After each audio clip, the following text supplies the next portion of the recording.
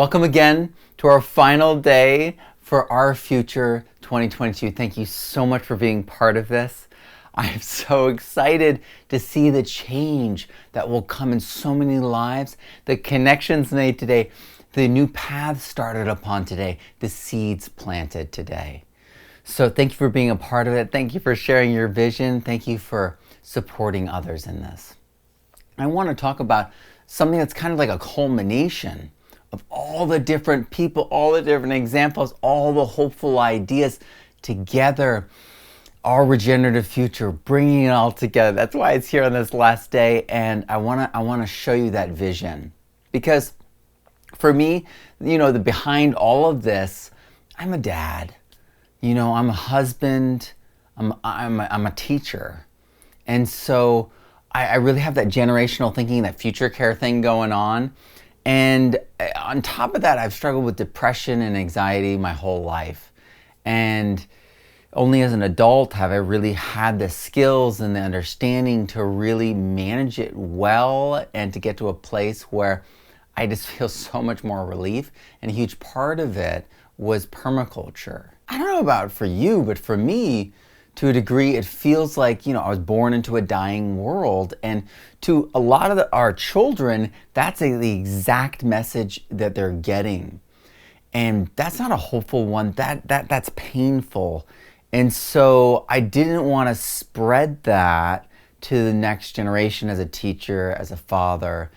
And I originally, believe it or not, you can check this, I was a science fiction writer. And that's why I went to NYU to be a writer. I was all into Philip K. Dick, Blade Runner.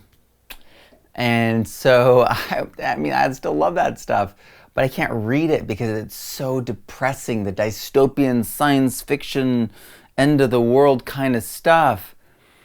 I was just steeped in that. And I was also kind of an emo-esque songwriter at that point.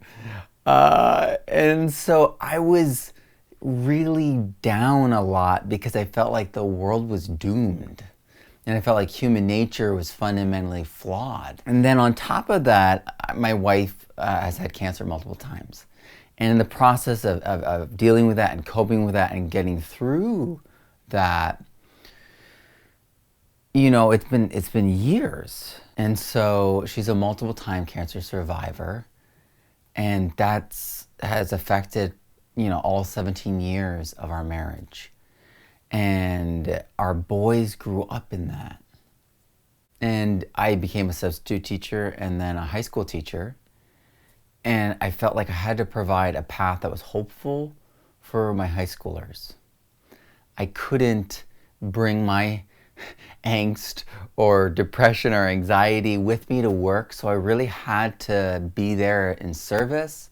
And then for my wife and my kids, I had to be there in service. So I had to learn to put these things down in order to honestly and without any of my own baggage, provide what they needed. And so obviously I'm not perfect, I'm not perfect at these things, but that's what I always am striving for and working towards. And it makes life better. And so I want that for my boys too. And when I learned about permaculture, it was the greatest thing. And it continues to be the most amazing thing because the science continues to prove out that earth care, people care, and future care is not only wise, but it's the only course of action that remains to us. We can't keep abusing the earth. There's no, planet B or there's no other source for what we need. All the services, the oxygen levels, the carbon cycling, all those services can only truly be done well in a way that has holistic benefit for all life on into the future through natural processes. So permaculture, I became so deeply optimistic and hopeful. I think that perhaps a lot of people would say that I was, on a emotional high, that I had the the new founder or new conversion or the discovery kind of eagerness. And I would say that I think I'm more confident and more excited about what we can do and what we do know now than I was even at the beginning, where I was like, everything's possible, right? And I think it's come through time, it's come through intensive study, it's come through creating many books and lots of courses and collaborating and working with scientists all over the world.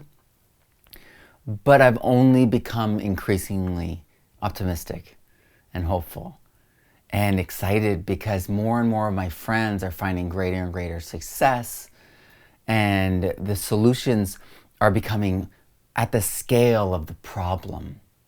So that's why we're here. That's why there's so many people talking from all the different branches of the regenerative spectrum, because the solutions really are there. And then what happened after that was I started learning about self-improvement, high-performance habits from this guy, this really positive, high-energy guy known as Brendon Burchard.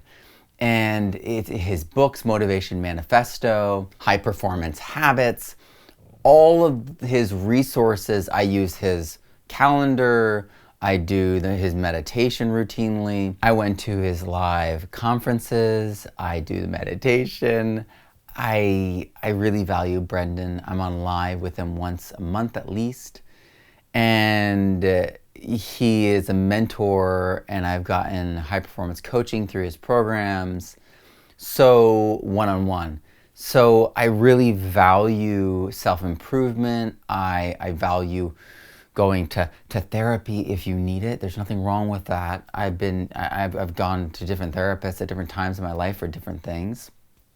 And these things can help your relationships with other people, they can help your relationship with yourself, they can help with understanding the things that we don't understand about ourselves.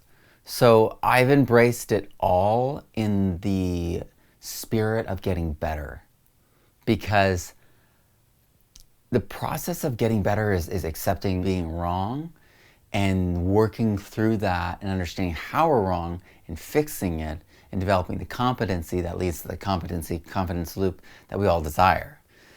And I've been working through that with myself for years, and that's essentially what we're doing in the garden, in the permaculture orchards, in the regenerative agricultural fields. We're all trying to get better and better in all the different ways possible.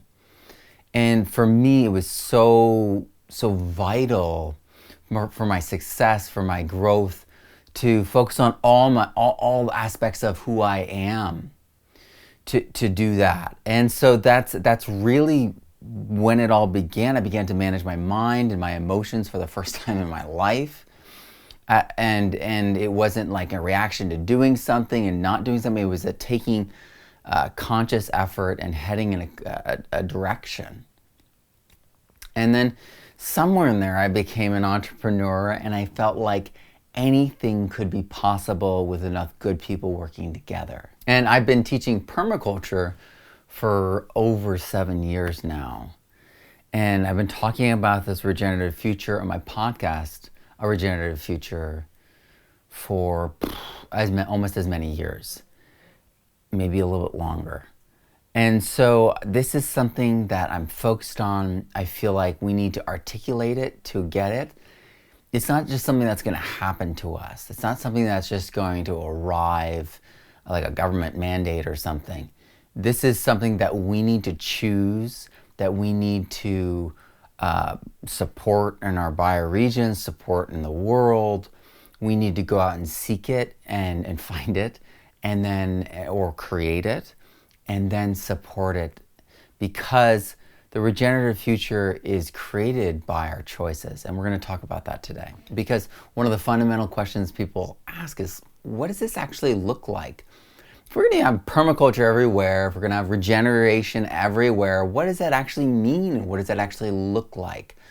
So all these talks, touch a different piece of this larger whole, and there are different aspects and perspectives, like windows into this larger thing.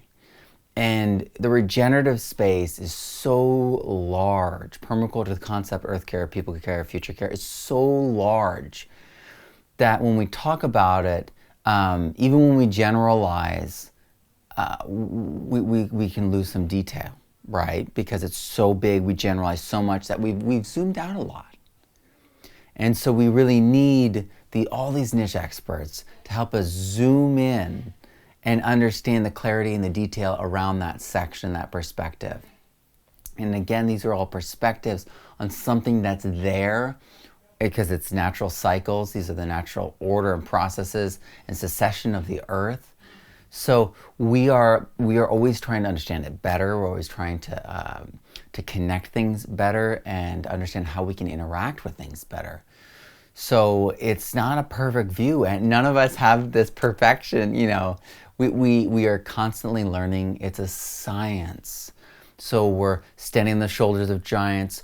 We're testing things with new testing methodologies. We're trying, combining, mixing, mashing up, remixing, bringing our ideas to the fore, adapting all of the different modalities for exploration and pushing ideas forward. We welcome.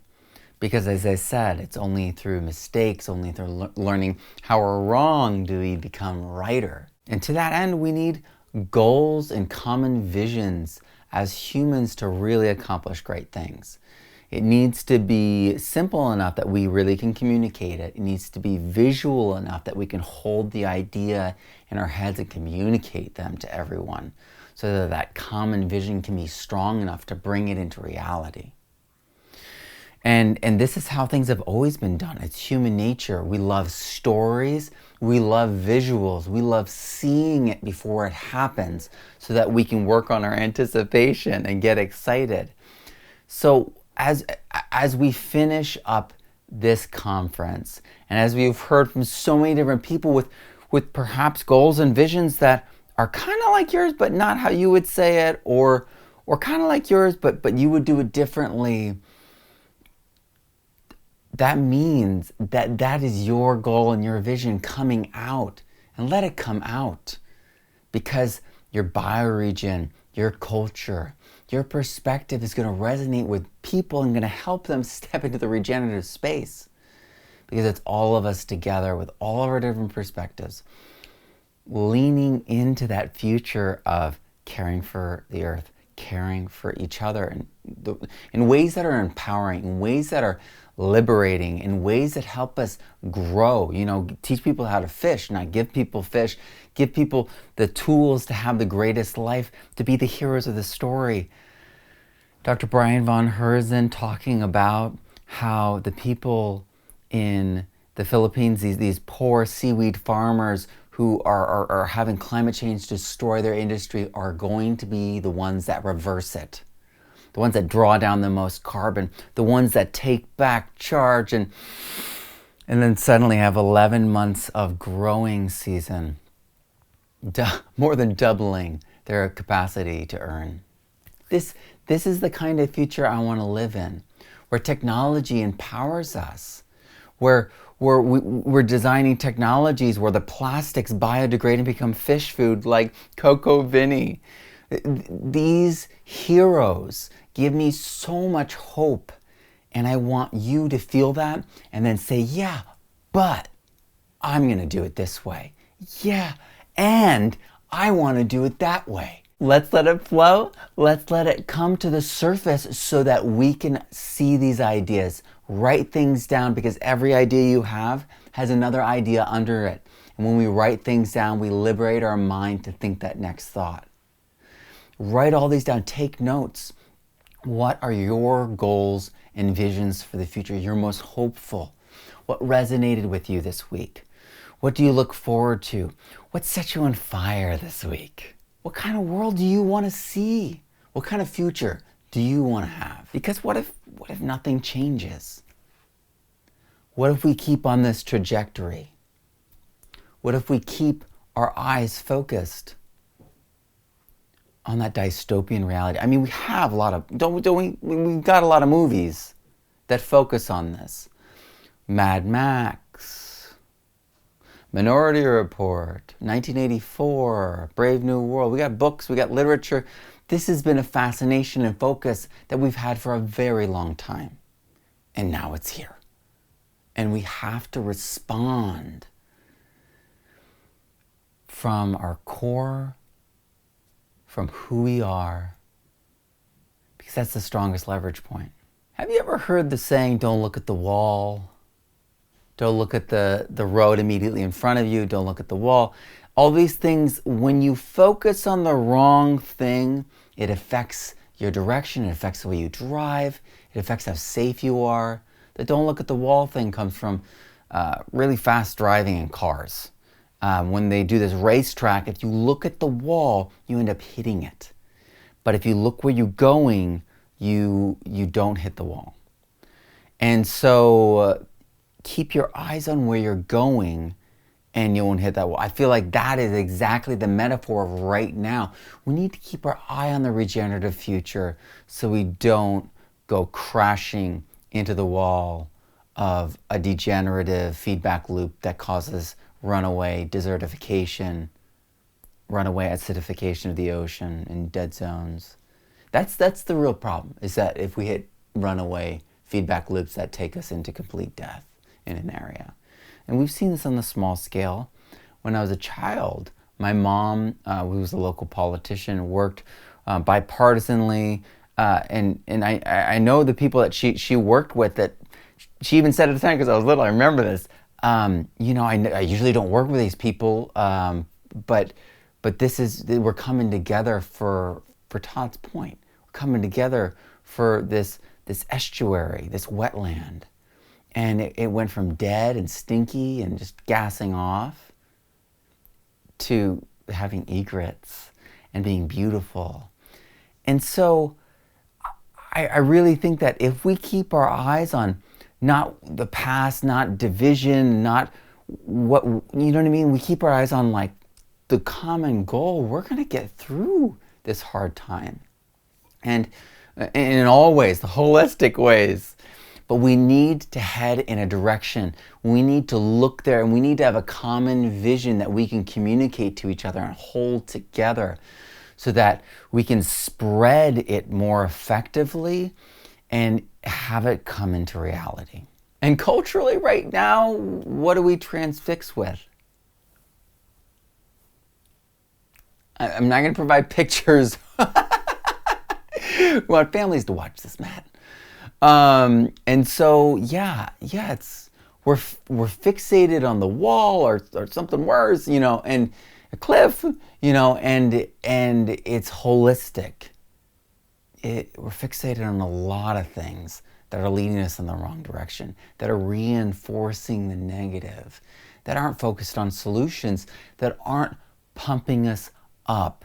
This makes me think of when we have to take big jumps. Like, I was a ski racer, and I wasn't ever great at doing the freestyle jumps or anything like that, but I started skiing when I was 2.5, so I'd done it plenty. Crashed plenty, too. But what I learned in that process is that if you chicken out as you approach a jump, and you're like, well, I don't know, maybe, you're going to not make it to the other side if there's a gap that you're getting across. You're not going to be able to bring the energy to meet the situation. So we see this all the time, right? We don't say it's the size of the dog. We say it's the size of the fight in the dog, right? We need enough energy to get to that other side. So if we've got doubts in our mind, if we're psyching ourselves out and we've got to go and do this crazy jump, a great leap for mankind, right? We need this transition is a flashback to when we were regenerative compostable cultures in many ways, but it's also a leap forward because we can't go back living like that. We have to use technology to account for the amount of people, to account for the amount of stewardship that we've taken on by letting things come undone. So far, we've taken on the responsibility to put them back together and then steward them as they heal. as the animals come back, as the predators come back, as the balance is worked out between them, and as we realize, hey, we're missing this plant, we're missing this other animal that we don't know how they're tied together, but you brought that animal back in this bioregion, and now there's a weird relationship between that bird and that wolf. I don't know, but it's true. These things are real and they are happening all the time. These connections, and so we need to take responsibility, full responsibility, and regenerate the earth. And the only way to do that is to bring so much energy, so much focus and hope and positivity and excitement and enthusiasm to this, that we actually can get to the other side. And the wonderful thing is, we've got these awesome examples that you've seen in this conference, but this is just scratching the surface. This is just the tip of the iceberg. There are so many more people than at this conference doing so much like everyone at this conference. There are many people. We are not alone. You are not alone. This is a big community. I have thousands of students in my own communities and courses. I know Elaine Ingham has thousands of students. There are people who are training people, educating people on how to live and how to unlock their greatest potential, the environment's greatest potential, and the future's greatest potential. And so I ask you to imagine, what would the opposite look like of the world that we see today? What would the opposite look like? Think, like, what if all the amazing people that you've seen in this became our heroes, became the central focus of social media? I'm not saying mandate or anything, but what if it was natural? What if people just got excited and hopeful, and suddenly, TV and Joe Rogan and all the different things started focusing on how good things could be? What would that be like? How would that feel to see the forests return? It's one of the things I see the most in my meditations on this, is I see the forests return. I see them, regrowing out of the fires in the West Coast, stubble, and then I see the key line design happening in the whole West Coast on all the government-owned lands and national forests. I see the watersheds and the land restoration start to happen.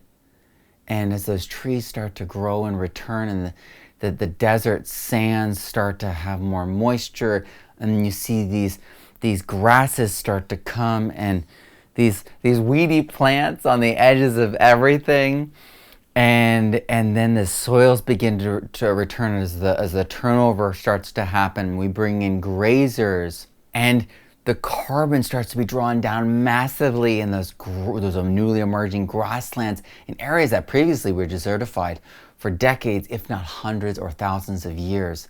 Because if you know the Loess Plateau Project, you know that we can do that all across the American West, everywhere. And we can bring green and water and plants and soil back. And then all the rivers and the lakes and the streams and the contested waters of the Colorado and all are all clean now. And they're all filled.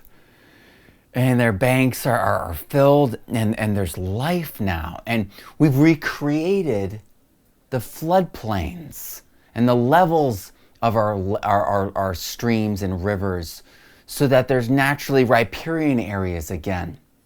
We've let the beavers come back. The government lands have let wild bison return. The aquifers are recharging.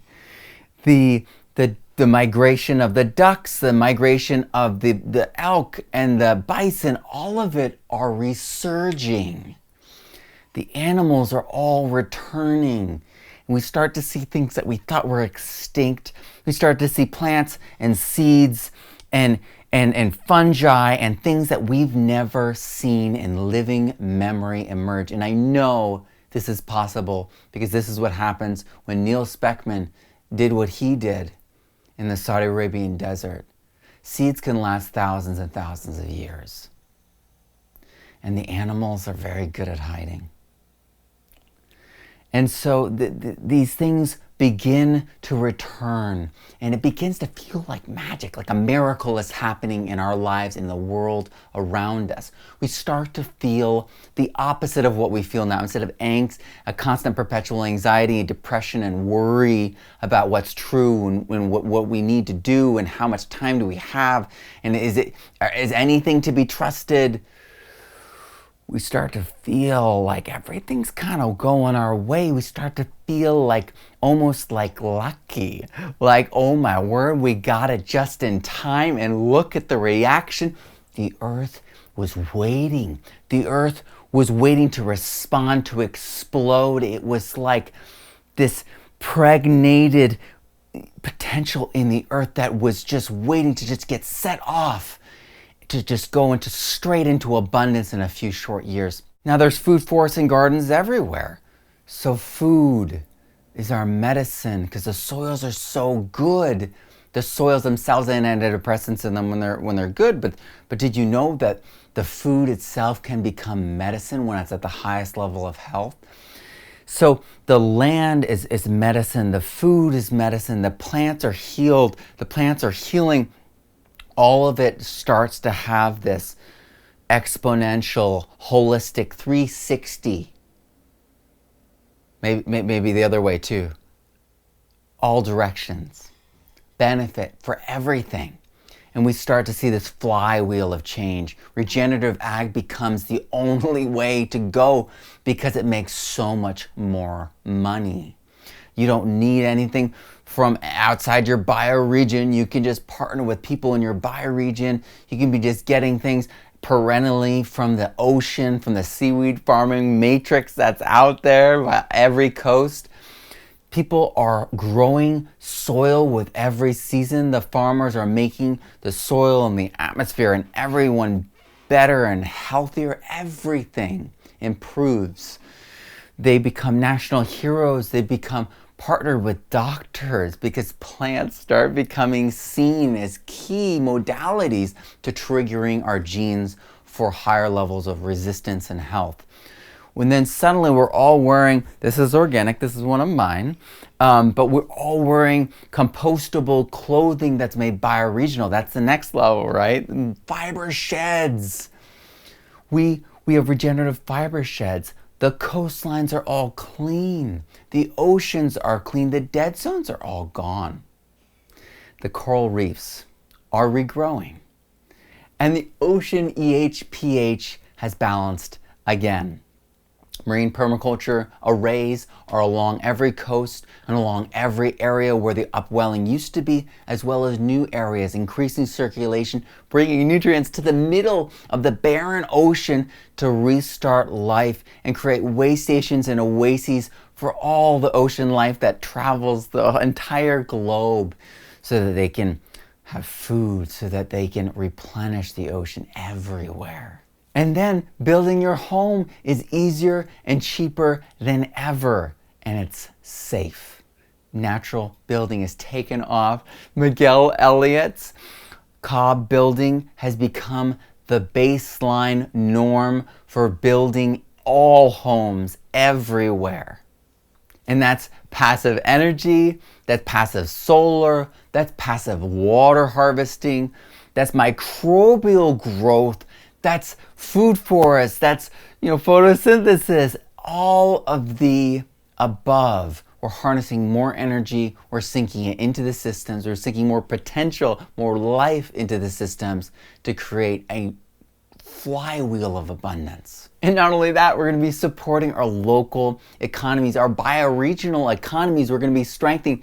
So these communities are filled with regenerative entrepreneurs that are turning bioregional resources and things that they can generate on their own homestead into powerful resources for resilience, for empowerment, for connection. Food, water, fiber, all of the above, we can be facilitating for our communities at a higher level, at a more regenerative level than they are right now. And that interconnection, that empowerment where we have local heroes, that creates vibrant, connected, regenerative, permanent cultures of joy, happiness, and care. So community centers like the World Beat Center with Makeda, where we're bringing all cultures together to celebrate everyone, to let everyone celebrate everyone's culture so that we all together can grow as a human family and help each other live regeneratively into the future. We will plant trees that we will never eat the fruit of together in that world. And that will be our norm. The world will be abundant, integrity, meaning, care will be abundant. I'm so excited for this future. And even now, many of you may be asking, is this really possible? Well, again, it's these speakers at this conference. They are forerunners to that future. They are living it. They are in it. And that's why it feels so real to us. Because some of us, have one foot in and we're like, oh, I just want to transition and get there. Some of us are in there and some of us can see. And it may feel like there's an electric fence between you and it. And it's like, it feels impossible and you're living in an apartment. But I am here to tell you that you can begin. You may just start with educating. You may start with growing mushrooms in your apartment. You may start with composting in your apartment. But begin. Begin. Because as you start the path and it grows in meaning, it grows in value, you grow, the world grows, you grow together.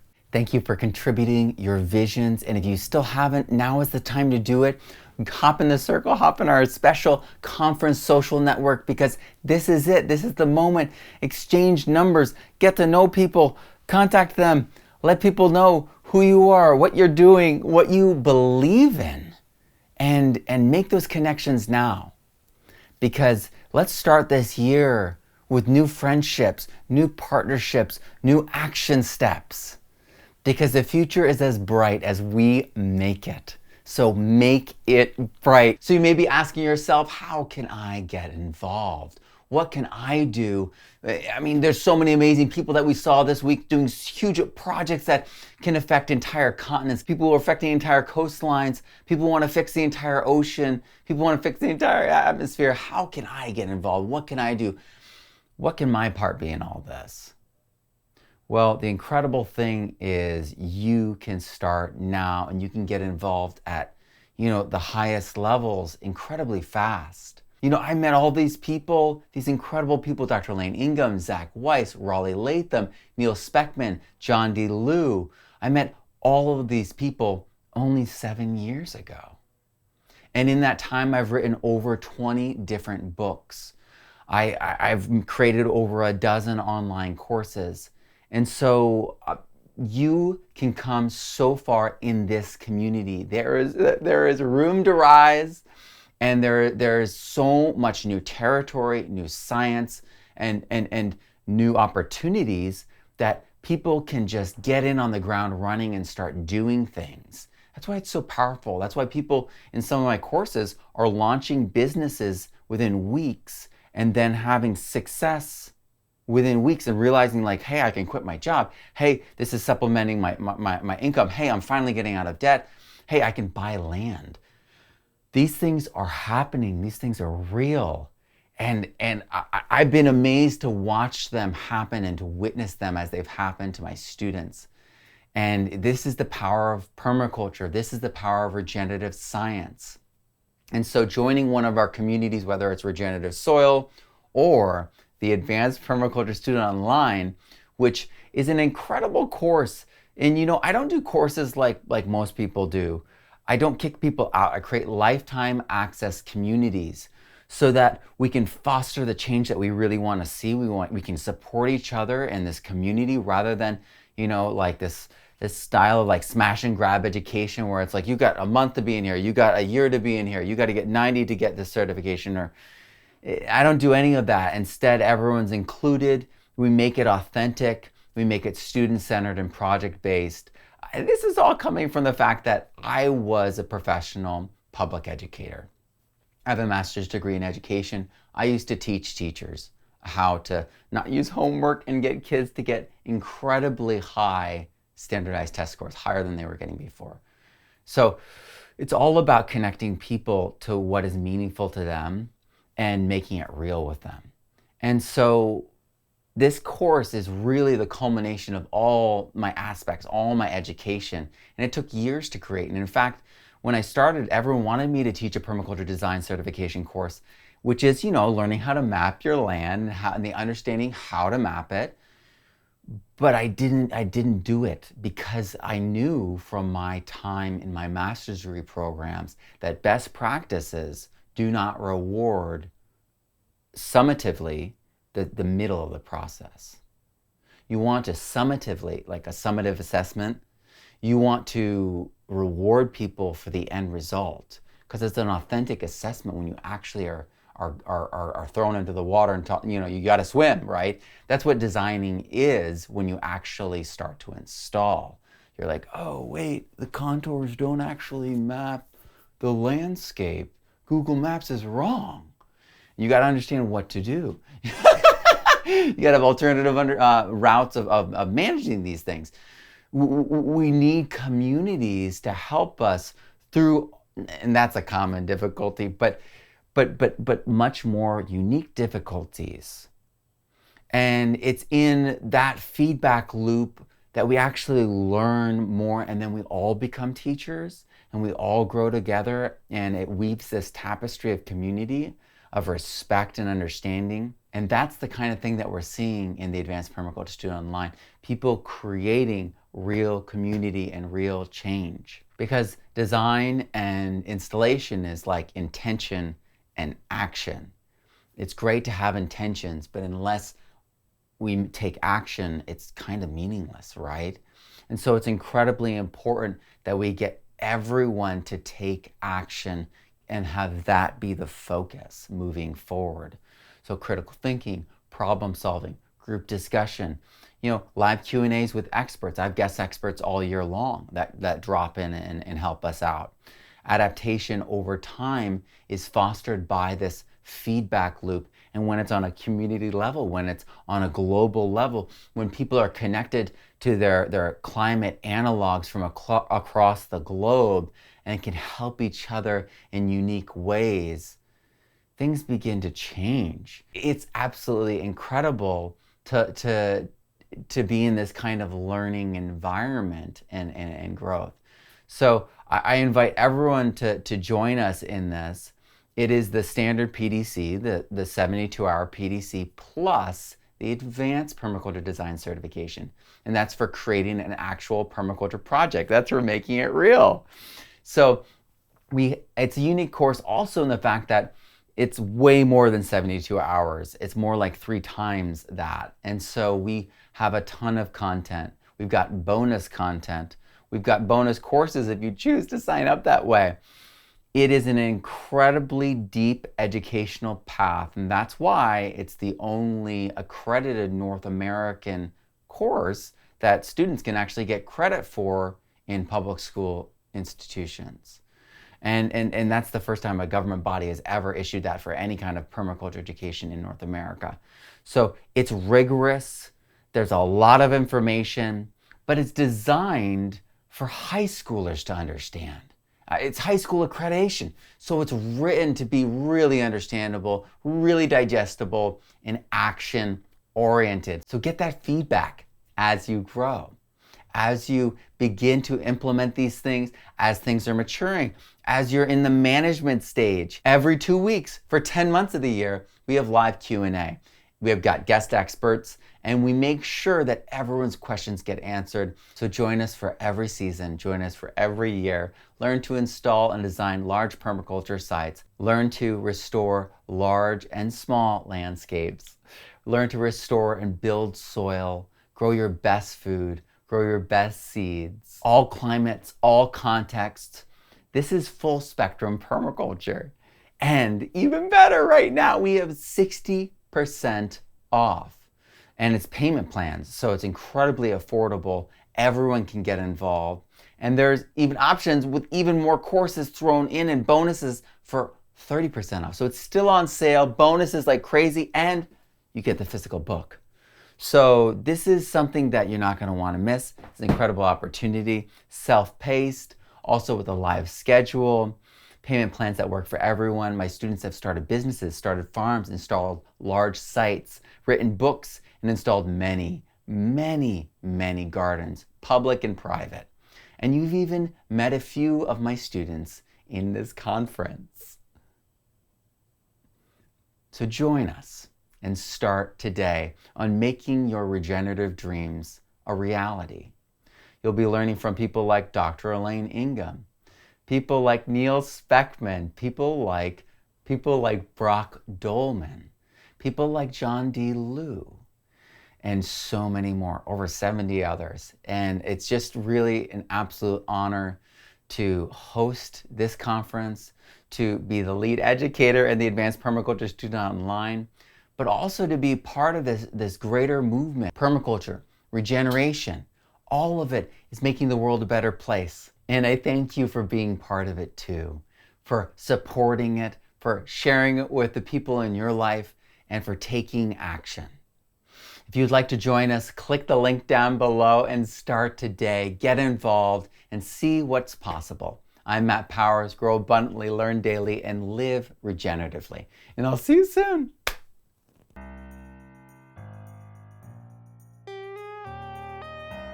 What I saw happening with the farms that began to learn how to use the probiotic technology was that they were becoming independent and free from the hydroponic stores, from the ag sellers who were pushing these chemicals to them.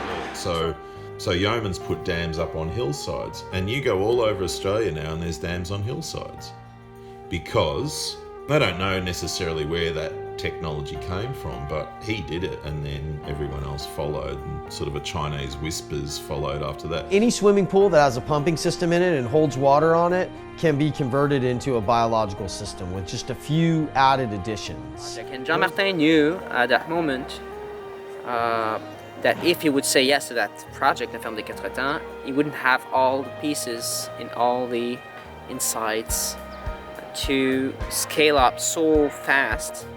In fact, I agree with Gandhi, who came to feel after 50 years of work and experimentation and meditation that nonviolence is what makes us human.